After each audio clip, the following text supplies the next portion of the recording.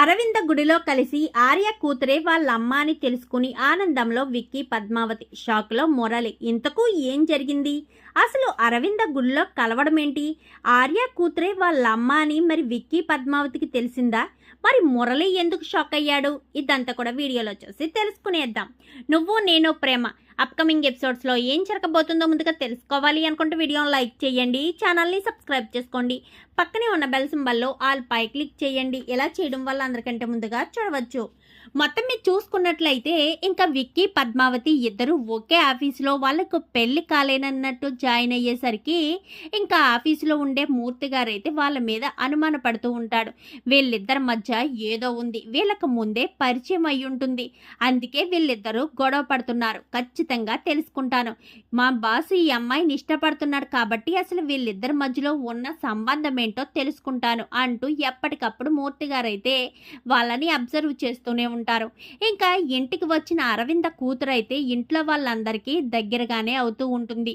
ఇంకా అప్పుడప్పుడు కుచల మనసులో దివ్య అయితే ఏదో ఒకటి చెప్పి వాళ్ళిద్దరినీ విడదీయడానికి ప్రయత్నాలు చేస్తూ ఉంటుంది. మీరు ఆ బిడ్డను ఎందుకు దగ్గరికి తీసుకుంటున్నారు అని చెప్పి.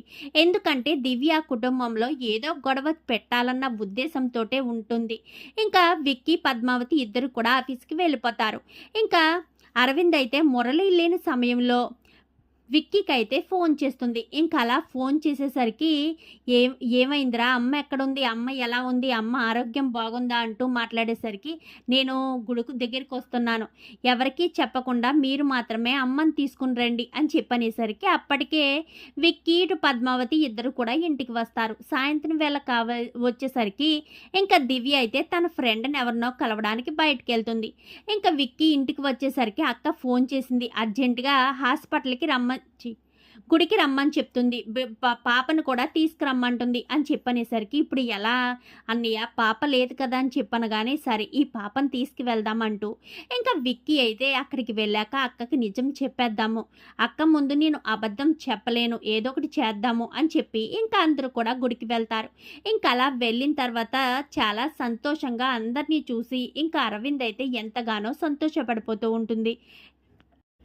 ఇంకా అలా లోపలికి వచ్చిన తర్వాత అమ్మ ఎదురా అని చెప్పనేసరికి అది అక్క అని చెప్పనేసరికి ఇంక ఈలోపు అను చేతిలో ఉన్న పాప ఏడవడంతో ఇంకా వెంటనే పాపనైతే తీసుకుంటుంది అరవింద్ అయితే. ఇంకా అలా తీసుకున్న తర్వాత పాప ఊరుకుంటుంది. ఎవర్రా ఈ పాప అని చెప్పాను కానీ అది మేమే అనాథాశ్రమం నుంచి తీసుకొచ్చామక్క అని చెప్పి ఇంకా ఆర్య చెప్పడంతో మా పాప ఏది, అమ్మేది విక్కీ అని చెప్పాను కానీ అది అక్క అని చెప్పనేసరికి ఏం జరిగింది విక్కీ అని చెప్పాను కానీ ఇంక ఈ లోపు కాలుతో పాప అయితే తన్నుతూ ఉంటుంది.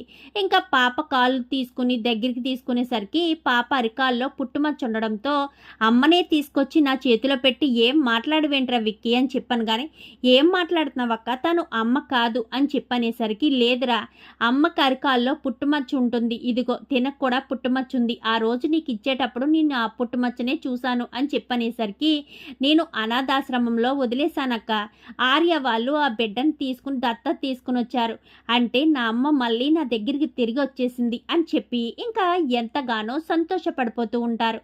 అవును, నీ అమ్మ నీ దగ్గరే ఉండాలి కదా, నువ్వు అమ్మ ప్రేమని చూడలేదు అన్నావు కదా విక్కీ, అందుకోసమని అమ్మ తిరిగి తిరిగి నీ దగ్గరికే వచ్చింది, అమ్మను మాత్రం చాలా జాగ్రత్తగా చూసుకో అని చెప్పాను కానీ నాకు చాలా సంతోషంగా ఉందక్క, నిజంగా అమ్మను కోల్పోయాను, దూరం చేసుకున్నానని ఎంతగానో బాధపడిపోతూ వచ్చాను, కానీ ఆర్య అను మంచి పని చేశారు, సమయానికి ఆ బిడ్డను దత్తత తీసుకొచ్చి చాలా మంచి పని చేశారు, చాలా థ్యాంక్స్ ఆర్య అని చెప్పాను కానీ ఏమో అన్నయ్య నాకు తెలియదు, కానీ నాకెందుకో పాపను దత్తత తీసుకోవాలన్న ఆలోచన కలిగింది, అక్కడికి వెళ్ళిన తర్వాత ఆ పాపను చూసే నాకు ఎందుకో మనసుకు నచ్చి పాపను దత్తత తీసుకొచ్చాను, ఆ పాపే పెద్దమ్మ అని తెలియక నేను చాలా మంచి పని చేశాను అనగానే ఇంకా అందరూ కూడా చాలా సంతోషపడతారు. ఏంటక్క ఇదంతా అని చెప్పాను కానీ అసలు ఆ రోజు జరిగింది నీకు తెలియదురా, పద్మావతి మీద నువ్వు కోపం పెట్టుకోవద్దు, పద్మావతికి వీడియో కాల్ చేసి ఆ దుర్మార్గుడు నన్ను చంపేస్తానని బెదిరించడం వల్లే పద్మావతి కేసు వెనక్కి తీసుకుంది. లేదంటే పద్మావతి తీసుకునేది కాదు. కేవలం నా ప్రాణాలు కాపాడడం కోసమే పద్మావతి అలా చేసిందే తప్ప పద్మావతికి వేరే ఉద్దేశం లేదురా. నువ్వు తనని అపార్థం చేసుకోవద్దు. ఈ విషయం చెప్పడం కోసమే నేను ఇక్కడికి పిలిపించాను అని చెప్పనేసరికి ఇంకా పద్మావతికి అయితే సారీ చెప్తాడు విక్కీ. పర్వాలేదు సారు, మీకు తెలియకే కదా నన్ను కోప్పడ్డారు. మీకు నిజానిజాలు తెలిస్తే మీరే అర్థం చేసుకుంటారని అనుకున్నాను. తెలిసాయి కదా, ఇక మీదట అత్తయ్య గారిని చాలా జాగ్రత్తగా చూసుకుంటాము వదిన అని చెప్పి ఇంకా పద్మావతి అయితే ఆ పాపను తీసుకుంటుంది. చాలా జాగ్రత్తగా చూసుకోవాలరా. ఇంట్లో మాత్రం ఎట్టి పరిస్థితిలో ఈ పాప అనాథ పాపలాగే ఉండాలి.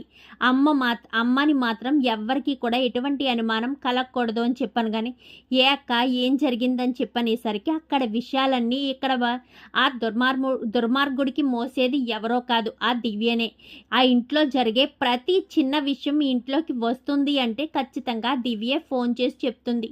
అందుకే ఈ బిడ్డే అమ్మ అన్న విషయం ఆ దివ్యకు తెలిసిందంటే ఖచ్చితంగా మురళికి తెలిసిపోతుంది. అప్పుడు మురళి ఈ బిడ్డను నీ దగ్గర నుంచి దూరం చేసేస్తాడు. ఆ దుర్మార్గుడి చేతిలోకి వెళ్తే అమ్మ పరిస్థితి ఏమవుతుందో ఊహించుకోలేము.